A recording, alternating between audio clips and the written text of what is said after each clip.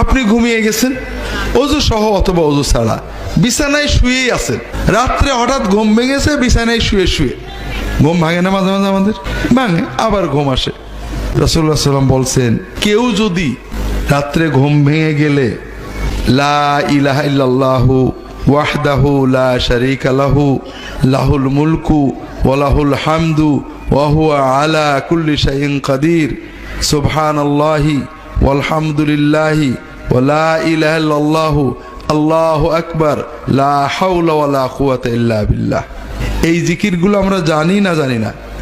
সবগুলোই আমাদের জানা। যদি কেউ এই বাক্যগুলো শুয়ে শুয়ে পড়ে, অজু সহ অথবা গোসল সহ অথবা গোসল ছাড়া, অজু ছাড়া, এরপরে যদি ওই লোকটা বিছানায় শোয়া অবস্থাতেই আল্লাহর কাছে কোনো দোয়া করে, আল্লাহর সঙ্গে সঙ্গে ওই দোয়াটা কবুল করে। এখনো কিন্তু বিছানায় শুয়ে আছেন আপনি।